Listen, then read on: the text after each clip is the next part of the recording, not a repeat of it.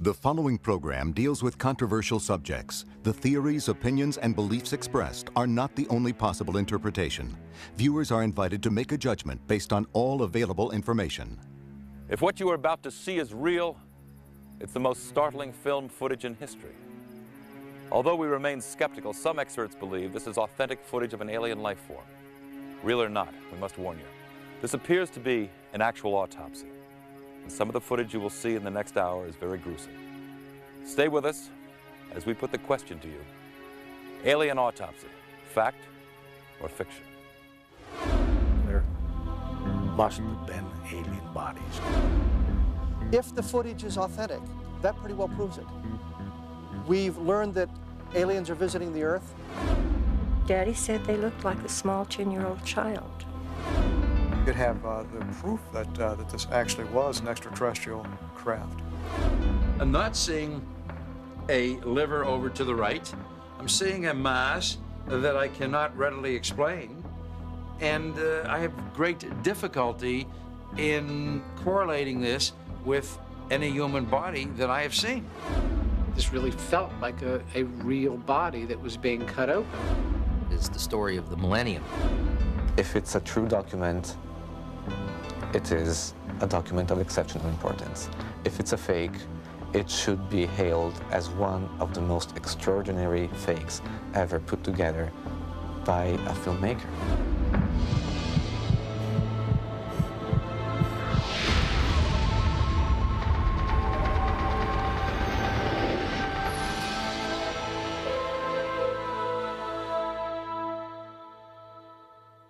This is the Army airfield in Roswell, New Mexico.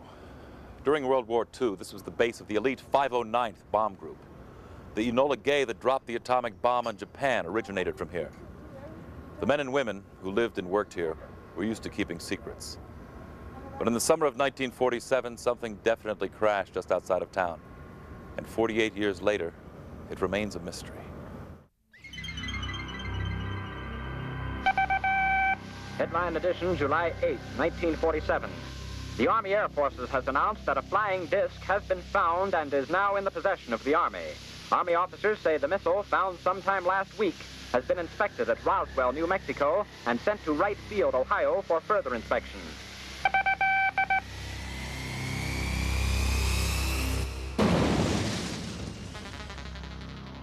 I was called to headquarters, was given copies of a press release which stated in essence that we had in our possession a flying disc. I was told to hand deliver to the 4 news media we had in town at that time. We had 2 radio stations and 2 newspapers. Walter Haut was the public relations officer for the 509th Bomb Group. His press release quickly made the rounds to the radio networks and evening papers around the country, feeding the curiosity of a nation where hundreds of flying disc sightings had been reported in recent months. But it was over almost as soon as it began. Within 4 hours, General Ramey, commander of the 8th Air Force, had taken charge, issuing a new statement. It wasn't a flying disc at all. Everybody believed it, that it was a weather balloon. The way it was handled, it was a real slick way. Say, yes, we've got a flying saucer, and then have a general who is much more knowledgeable, naturally, say, no, that was a new type of weather balloon. But the residents of Roswell knew it was something more than a weather balloon. My father was on the intelligence team at the Roswell Army Airfield, and it was his job to look at what they thought was a crashed aircraft or crashed something out there out of Roswell. When he came in, he was very excited. He woke my mother and myself up at must have been 1 or 2 o'clock in the morning, and he wanted us to see what he was bringing in from the field. He said, this is parts of a flying saucer, and it was all brought in and spread out on the kitchen floor, and we just looked at it. You know, I picked up this particular I-beam and held it up to my upper left to look at it with the kitchen light reflecting on the inner surface. And that's when I saw the writing, or the symbols of some sort. I thought at first, this is hieroglyphics or some kind of writing like that. It certainly looked alien to me. This film footage purportedly shows the actual crash debris, carefully cataloged and placed on display. It is shown here for the first time anywhere. The debris in the film was somewhat different than the debris that I saw on the kitchen floor. Certainly the symbols on the so-called I-beam were much larger. The size of the beams are certainly different. The one I saw was probably greatest 3/8 of an inch in cross-sectional diameter, 12 to 18 inches long. The beam in the film certainly was much larger than this, several inches in cross-sectional diameter. If this is an authentic film, then it could have come from a different portion of the craft. Actually, the material that I saw almost resembled something that could have been blown out through the side of the craft, like there was an in-flight explosion just spreading debris or blowing debris out of the side of the craft. Even more intriguing than the I-beams with the cryptic symbols is the metal fixture, obviously designed for some being with 6 fingers on each hand. You wonder if that might not have been some sort of control mechanism, that they put their hands in the grooves that are made for that, and maybe there's some way they can control the craft just by thought transference, by thinking about something with the hands in contact with this plate, that maybe it's some very unusual, very weird control mechanism. While researching a book on the incident, author Kevin Randall discovered that more people had handled the crash debris than anyone had ever suspected. I think at last count, I had spoken to around 4 dozen people who handled various aspects of the debris. The most dramatic is the foil-like material that you could wad up into a ball and let it go and it would unfold itself. They tried to burn it and they couldn't burn it. It wouldn't catch on fire, and they took out their pocket knives and they tried to cut it, and they couldn't cut it. Frankie Rowe had watched as her father, the Roswell fire captain, and his crew played with a piece of the strange metal. I guess they all had their chance to play with it for a while, and it was laying on the table, so I reached over and picked it up. And I played for it probably about 5 minutes. When you would wad it up in your hand, you couldn't feel it in your hand. You couldn't feel you had anything there. And it would go to a size that was so small that you'd have to look to see if it was still in your hand. And then when you drop it, it spread out all over the table. I sincerely believe we had the crash of something from outer space, because we still don't have materials that compare with the descriptions I've gotten of the material that was picked up out on the ranch and brought into town. If there was any doubt that a flying saucer had crashed, Frankie Rowe's father, one of the first at the crash site, had seen the most convincing proof of all. Living proof. Daddy came in so excited, and he said what they saw was not from this world. There were 2 bodies that were laying on the ground outside of this craft, and that there was one, what he called little person. And he said there's one little person that was walking around, and he said they were still alive. And he said that the other 2 were dead, and that this one that was alive was very sad. My dad would not have gotten excited over a weather balloon. He was not easily excitable. And this is the most thrilled I'd ever seen him in my life. He thought that was the most fantastic thing in the world. Through his numerous interviews with those connected to the Roswell incident, Kevin Randall has been able to put together a sequence of events from the time the spacecraft and bodies were recovered. The best evidence we have from a number of eyewitness sources is that the craft and the bodies were brought to Hangar 84 on the Roswell Army Airfield and stored overnight before transport. What we understand from the eyewitness testimony is the bodies were sealed in a large wooden crate kept at the center of the hangar. It's absolutely brilliant what they did. They announced they have a flying saucer, but they've already captured it. They've already got it. There's nothing to see, so nobody goes out looking for the thing. Then they shift everything to Fort Worth. The higher headquarters says, no, those guys made a mistake. It was just a weather balloon. The press can't find Jesse Marcel because he's in Fort Worth and he's been silenced. You know, when he came back from Carswell, after flying the debris, he did tell me not to talk about this, told my mother not to talk about this. This is a non-event. Play like it never happened. Don't even talk about this with your friends, which I didn't. And years later, he confided that he was actually part of the cover-up because he went along with the Air Force explanation, even though he knew full well that that was not true. There's corroborative testimony that suggests somebody was putting pressure on people to silence them, and they used what means were necessary to keep those people silent. With the military people, it was merely the threat of imprisonment and going to jail because they understood that. With some of the civilians, they were told that if you ever talk about it, you will be killed. In the case of Frankie Rowe, a military officer came to ask her about the strange piece of metal that she had handled. I said, yes, I did handle it. And he started emphasizing, no, you didn't. Well, my mother was pretty strict, and we didn't lie. So I'm insistent that, yes, I saw it, yes, I held it. And he got mad, and he got louder, and he had one of those, looks like a small baseball bat that hooks on the side of your belt, and he took that out, and he's holding it, and he starts beating his hand. Every time he said something, he would hit that on his hand, and he would say, I want you to understand, you were never there. You did not see anything. You did not hear a conversation. And he said, if you can't understand this, there are things that we can do. He said, we can take you out here in the middle of this desert. He said, this is a big desert here. He said, no one will ever find your bodies, ever. No one will ever know what happened to you. He said, the only way I'm going to let you stay around or live is if you promise you'll never talk about this the rest of your life. So I told him I wouldn't. The people of Roswell kept quiet about what they saw. Supposedly, under tight security, everything from the crash was loaded onto planes. Many believe the debris was flown to Wright Airfield in Dayton, Ohio. The bodies were thought to have been flown somewhere else. The government wanted the story to die, and for decades, the cover-up was successful. But what may be the most convincing evidence somehow escaped detection. Here in the desert just outside Roswell is where the alleged crash happened some 50 years ago. Was it a flying saucer? Were there alien bodies on board? Or was it just a weather balloon, as the Air Force claimed? People still come and look for some kind of clue.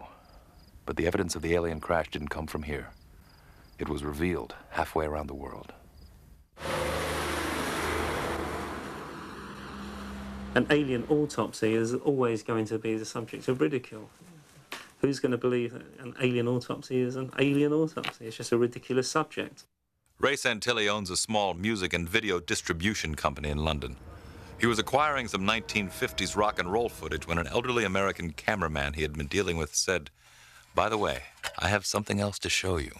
And, you know, we looked at it, and it was just the most incredible piece of film. And obviously, my first impression is, this can't be real. What Santilli saw and eventually purchased were reels of black and white film showing an autopsy being performed on a strange humanoid being. The cameraman, who claims to have had a top military clearance, told Santilli that in 1947 he was flown urgently to Roswell, where he filmed the recovery of several of these beings, both alive and dead, as well as the autopsy of one of them. He set aside certain canisters of film which he felt there were problems in processing, and they needed special treatment during processing. The rest he sent straight back to Washington. And when he eventually processed the remaining canisters, he tried and went to great lengths to try and get Washington to come and pick the reels of film up, but they didn't. He kept it in a cardboard box, simple as that, and he kept it in his archive. The question of, well, is it a hoax, then goes back to the incident itself. What he saw was a disc, a flying disc that had crashed. It was on his back. He saw all these creatures that he calls freaks laying outside of the vehicle, screaming in pain for most of it, but he can't tell you where they came from. He doesn't know. While I was in his house, and as you would expect with anyone of that age, he's got a great deal of memorabilia.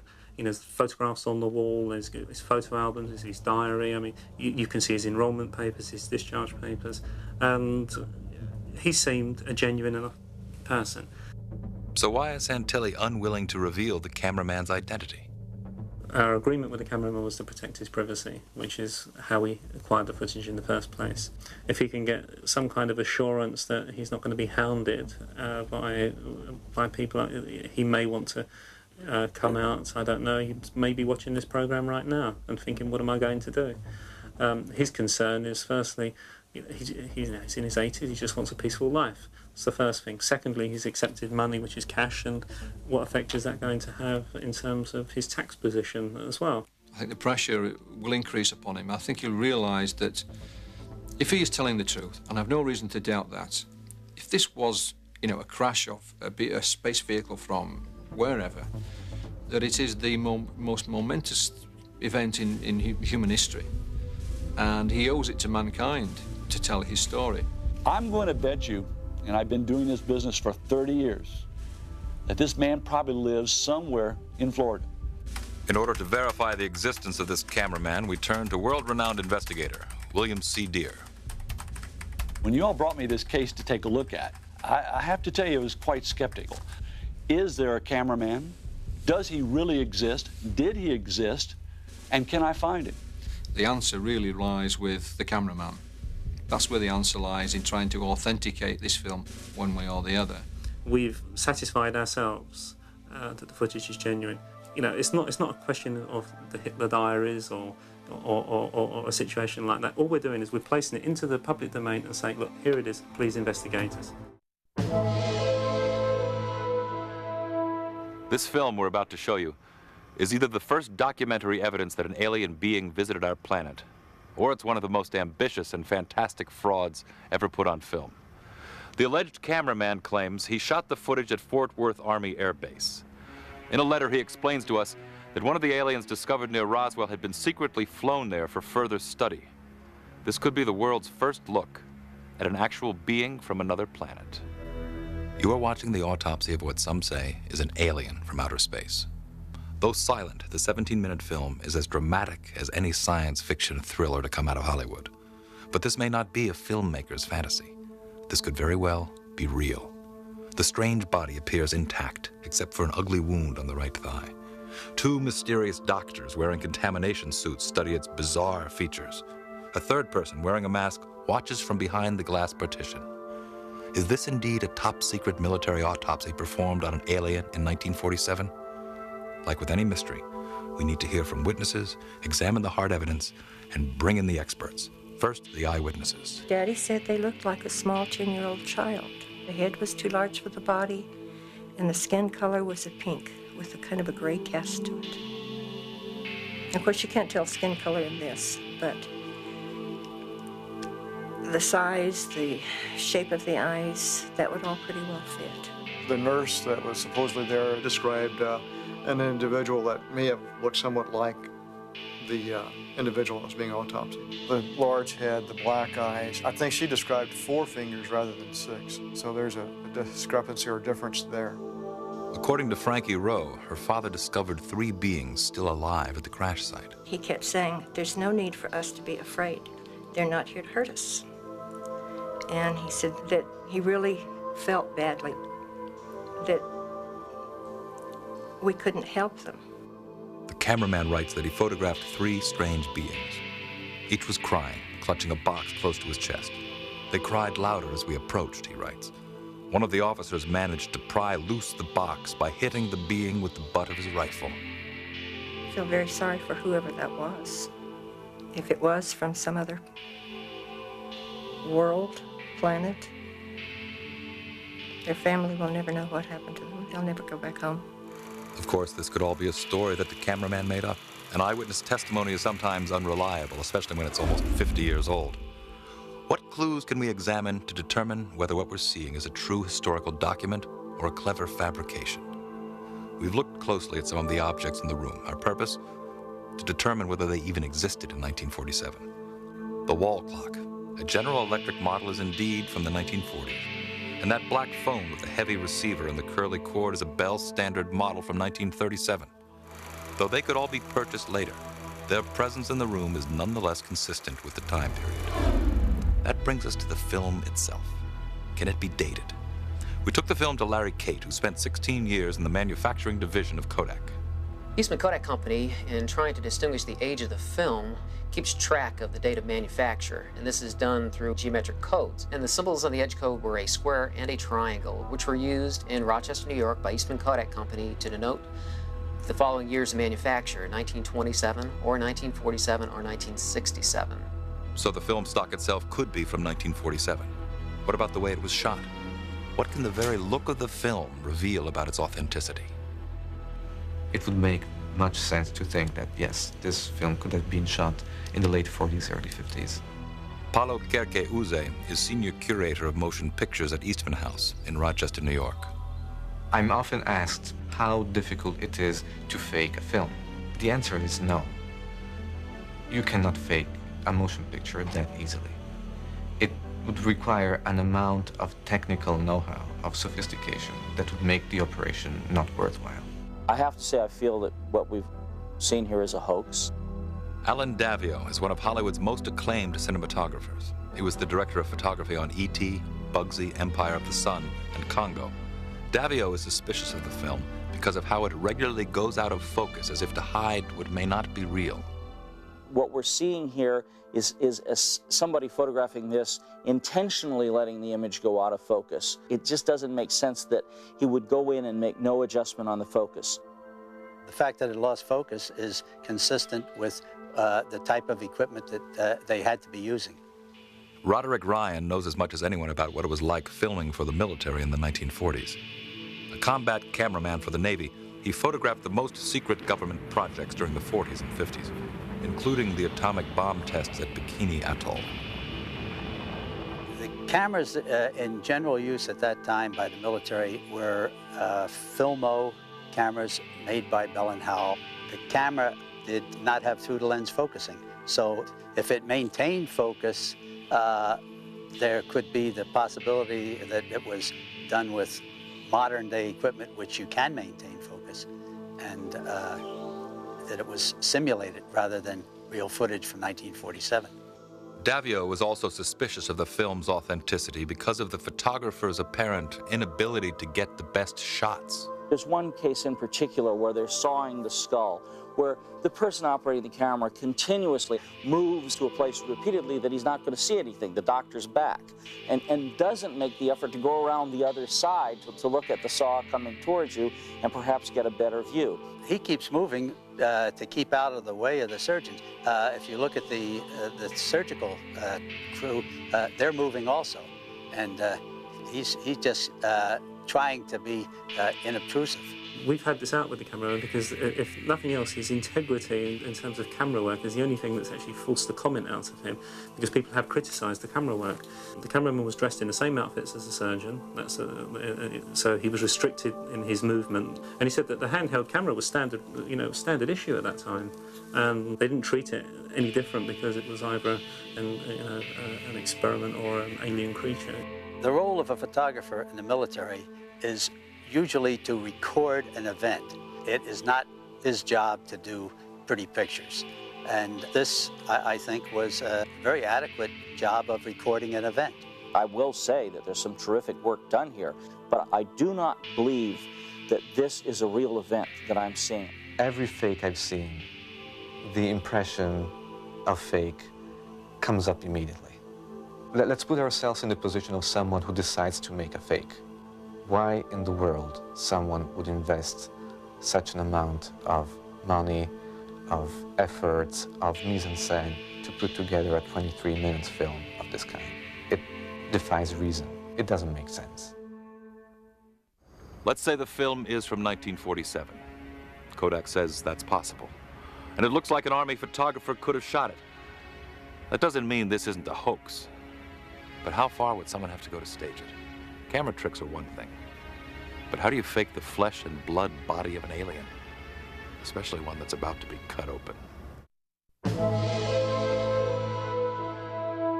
Is this really an autopsy of an alien being? Or could it be something else? A dummy? A deformed human? An incredible hoax? To find out, we showed the film to two of the world's leading pathologists. And I have to issue a warning at this point. What you are about to see is extremely graphic. Chris Milroy is a senior lecturer in forensic pathology at the University of Sheffield in England. His expertise in determining the cause of death has made him a sought-after witness in murder cases around the world. Cyril Wecht is a past president of the American Academy of Forensic Sciences. he has performed or supervised close to 40,000 autopsies. I have never performed an autopsy on any body that even closely resembles the being that we see on this film. Well, the ears are low set. They're below the position that one would expect to see in a normal human being. This strange creature that some are saying comes from outer space does fit the popular conception of what an alien looks like. The huge head and enlarged eyes are familiar from books and movies about otherworldly visitors. And it has other bizarre features not common to humans. There are 6 fingers on each hand, and there are also 6 toes on each foot, a condition known as polydactyly. And that's seen in various kinds of chromosomal or genetic abnormalities and defects. You don't see any male genitalia, and therefore all the indications are it looks like a female body, but without any secondary sexual development. In other words, there are no developed breasts. Weck's initial reaction was that we were looking at a woman with Turner's syndrome, a chromosomal disorder that affects 1 in 5,000 female births. The victims, who are lacking feminine chromosomes, do not develop sexually. However, few survive into adulthood. 99% of people who have these sexual chromosomal abnormalities abort spontaneously. In other words, they're just not born. So one of the things that I would think of is the possibility of a very, very rare Turner's syndrome baby that managed to survive well into the teens. But Turner's syndrome is not its only defect. There are also the 6 fingers and toes and the enlarged eyes. Can this extraordinary diversity of disorders ever appear in one human being? I wouldn't be surprised to find something with this pattern of abnormalities. I would think it would be very rare, but I wouldn't be surprised if someone said that this has been described somewhere in the medical literature. Not only is the body being examined a mystery, but so are the examiners hidden behind their contamination suits. As respected teachers, both Wecht and Milroy have trained hundreds of doctors. They know how a real autopsy is conducted versus what would give away an amateur or even an actor. They are either pathologists or they're surgeons who have done a fair number of autopsies. This supposedly was filmed in 1947, and while things haven't changed, we see some things that would have been expected at that time, such as the use of a handsaw in removing the skull cap. I should also like to point out that this kind of a rectangular-shaped, somewhat sunken tray was the kind that I recall being around many, many years ago. We don't see these things around very much today, if at all. The basic procedures that were being carried out are those that one would do in an autopsy. There are certain questions that I have to ask about the procedures. If this is purportedly an alien, I question whether you would just spend 2 hours on it. One would surely spend weeks, months, if not years, dissecting somebody who is, a body of an alien. If this is an alien, then it reportedly died when its space vehicle crashed to Earth. Both doctors who spend much of their time testifying in murder cases were suspicious about the cause of death. When you have major high-speed crashes, you get much more extensive injuries than were present on this body. The injuries present are odd, in that there is really only one major injury, and that is to the right thigh. This looks almost like the kind of an injury you might get if you had an incendiary kind of a missile, unless, for whatever reason, there was some kind of treatment going on for a malignancy or something having to do with experimental work on radiation or burns, and you have then massive destruction of that area more or less in a deliberate designed fashion. A radiation experiment gone wrong? That would explain why the doctors are protecting themselves with contamination suits. And radiation could be the cause of the being's death and also its freakish deformities. Remember, Roswell, where the body was supposedly found, was near the site of our military's secret nuclear testing program. Could this represent some very unfortunate woman who had a malignancy, probably of the ovaries or the cervix, the uterus, who then received radiation treatment. That's a possibility that we should keep in mind. But that would not explain, as far as I'm concerned, obviously the polydactyly. That's not going to make toes and fingers grow. That would not explain the disproportionately large head and would not explain the disproportionately large orbital sockets. If the pathologist cannot yet explain what could have caused this uniquely deformed creature, maybe they'll find the answer to the mystery when the dissection begins. That's when they take their examination to the inside of the body. I cannot relate these structures to abdominal contents. The liver, if it were the liver, should be over here to the right. I'm seeing a mass that I cannot readily explain, and I have great difficulty in correlating this with any human body that I have seen. This is a structure that must be the brain if it is a human being. It looks like no brain that I've ever seen, whether it's a brain filled with tumor, a brain that has been radiated, a brain that has been traumatized and is hemorrhagic. When it was outside of the body, what was shown in the tray did not, to me, look like a human brain. It just looked too discoloured and misshapen. I would have to say, as difficult as it is for me to say it, as reluctant as I am to say it, that what I have seen here does not appear to be a human being. What is this? I would prefer to say, for the time being, that it is humanoid. I'm not going to say it is from a distant planet. What planet? I don't know. But I cannot say that it is a member of the human race, as you and I know the human race. Of course, another explanation is that this is not the body of a flesh and blood being at all, but rather a man-made creation designed to fool whoever sees it. How hard would it be to make a dummy that bleeds so convincingly? No one is better at tricking the public that monsters can be real than Stan Winston, whose company has created some of the most lifelike creatures to come out of Hollywood. He built the dinosaurs in Jurassic Park, and appropriately enough, the extraterrestrial predators of Aliens. For Winston, recreating a simple humanoid like this should be a piece of cake. My initial reaction when I first saw the piece was that it was not real, that it was a body that someone had created as a prop.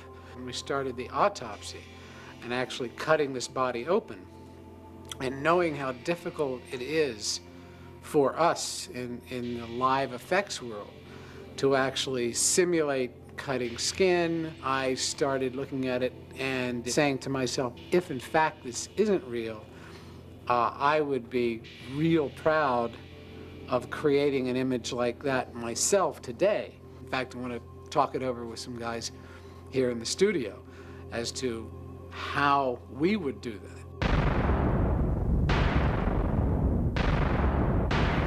When was this supposed to be? 1947. The question is whether or not we could do this if it weren't real. And let's take it back to just before the cut. The organic quality of the legs and the feet, and all that looks very good. You see how uniform the blood is on the inside surface of the skin and the amount of drippage down the side where it's uniformly wet on the inside? But, I mean, we never are able to do that. Let's fast forward it to the skull. Yeah, this is pretty incredible if it's a built prop. Point is if we did this, I'd be pretty proud of it. Yeah. This is what I find most interesting. Yeah, it's very real. Is the peeling of this skin and how to create this. Uneven exactly, tearing and of it. how to create that on a skull. Is to cast the skull inside the skin.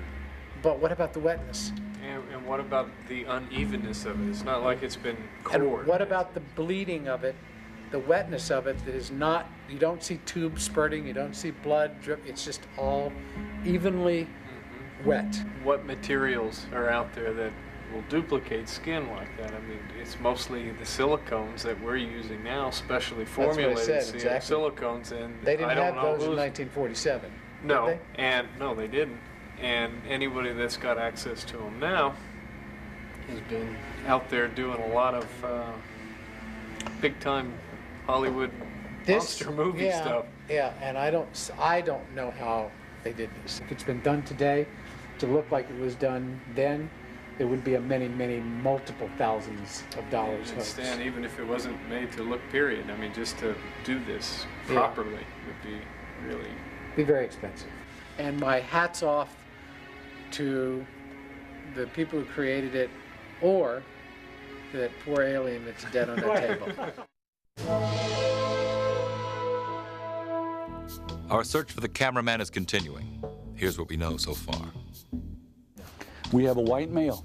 We know he's 82 or 83 years old currently.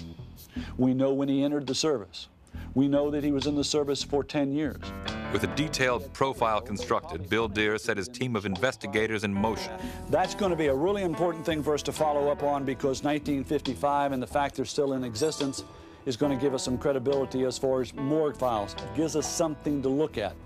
So let's pay particular attention to that. Joe has the photographic unit for the Army, Air Force. You've got it for the Marine Corps. And Michael, you can take Universal News. Called this morning on the history section of the military base. We could try Carswell.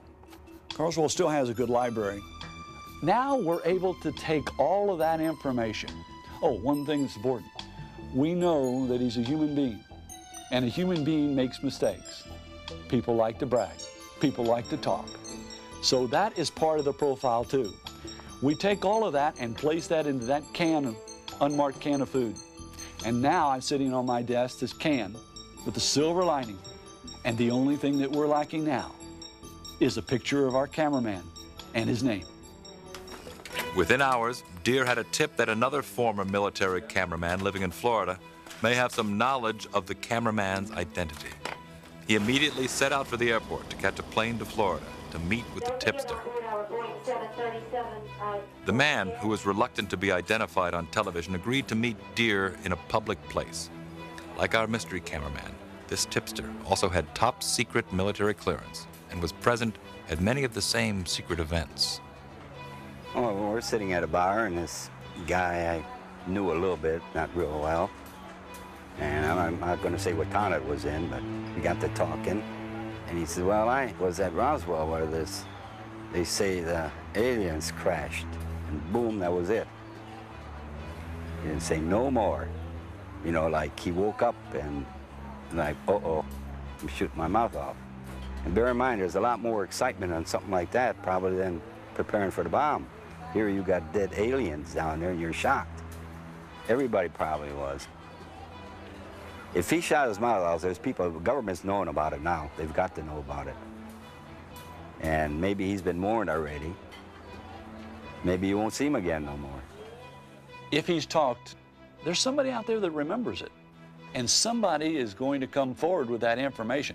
It's going to be a great story if all of a sudden somebody picks up the phone and calls me and says, Mr. Deere, I saw the story.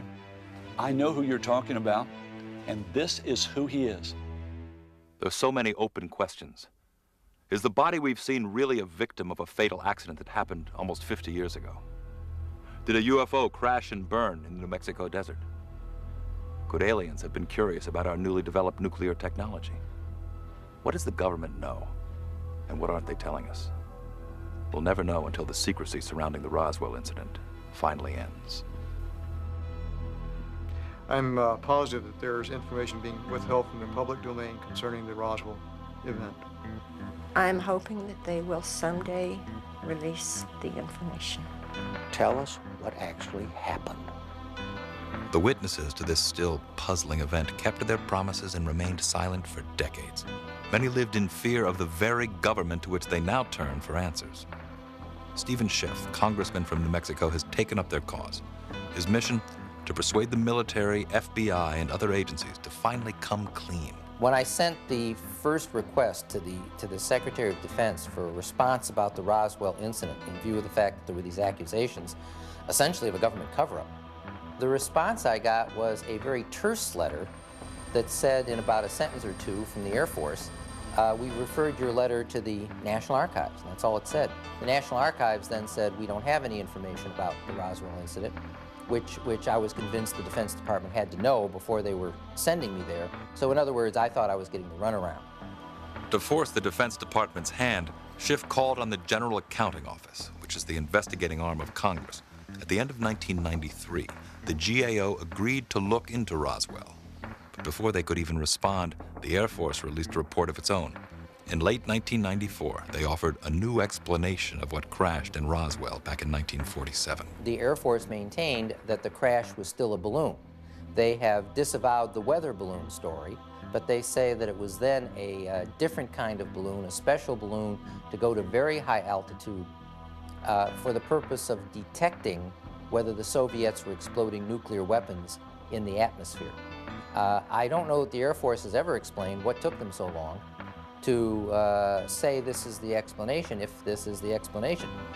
On July 28, 1995, the GAO issued its report on Roswell. It had requested classified and unclassified records from the Department of Defense, the FBI, the CIA, the Department of Energy, and the White House Office of Science and Technology. With the exception of an FBI teletype and a Roswell Airfield newsletter, both of which referred to the account of a weather balloon, none of these agencies claimed to have any information on Roswell. Schiff had asked the GAO to track down all outgoing messages from the Roswell Army Airfield to military higher-ups in the summer of 1947. The GAO's findings? All these outgoing messages have been destroyed. They believe that the records, in fact, were destroyed more than 4 decades ago. So there's not an individual on the job now we can just call up and say, what happened to these records? And so the GAO has simply no further recommendations or ideas on how to go farther. The only records we're talking about being destroyed are communications from Roswell Army Airfield, 509th, only atomic bombing group in the world, out moving messages. How about the analysis of the materials? How about the autopsy reports? How about the eyewitness testimony from those who stood guard, those who carried it, those who tested it at various government labs? There ought to be a ton of other paper. Stanton Friedman and other researchers believe that the complete file in Roswell still remains hidden. It's a file they believe that includes documentary evidence of a crash of a flying saucer and the autopsy of the alien found within. There is no question that film exists of the autopsy. When you have an event like this, you're going to film every aspect of it. We've been told by people who participated in the cleanup on both the debris field and the impact site that photographs were taken. Film was taken. All this exists somewhere. Is this film part of that evidence? Or is it simply a hoax not even connected to Roswell, but that some are hoping is real in their eagerness to find answers to this 50-year-old mystery? I see nothing in this picture which leads me to believe we're dealing with aliens as opposed to earthlings with peculiar characteristics. The wreckage doesn't look like anything I've seen from descriptions of wreckage by witnesses I trust. I can find nothing to link it. It doesn't seem to me that somebody has put together a gigantic spoof here. If they have, boy, they're wasting their time in engaging in some small ripoff like this. They should be in Hollywood making some fantastic films with Steven Spielberg or something. Nothing about this thing feels phony. If you came to me and said that you created this illusion, you'd be working here like that. My guess is that this was done by somebody strictly for money. I think eventually it will be shown to be a hoax, but by that time, Santilli will have collected his royalties from the different television companies throughout the world, and he will have made the majority of his sales of videos. If it's a true document, it is a document of exceptional importance. If it's a fake, it should be hailed as one of the most extraordinary fakes ever put together by a filmmaker. Was this a real encounter with another civilization? A bizarre human experiment gone wrong? Or an elaborately staged production? We don't claim to have the answer. But by consulting with film experts, eyewitnesses, pathologists, and some of Hollywood's top movie makers, we've given you an opportunity to hear from all sides. Is this alien autopsy really fact or fiction? Until we know more, you'll have to decide.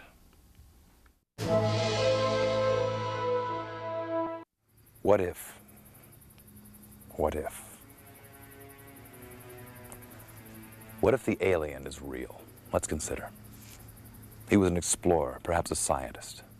Crashed and died on a distant blue planet, light years from his home. A frightened race of beings found his lifeless body, performed experiments, and hid the results. Why did he come to our planet? What went wrong? Obviously, his own mission failed. But in his death, he may have delivered the most important message mankind has ever received.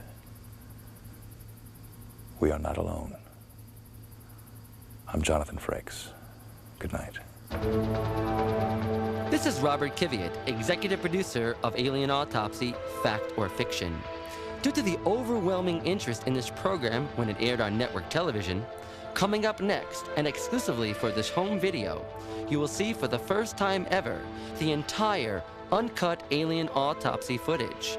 In addition, you will see the complete footage allegedly showing the debris from the purported flying saucer that crashed in Roswell in 1947.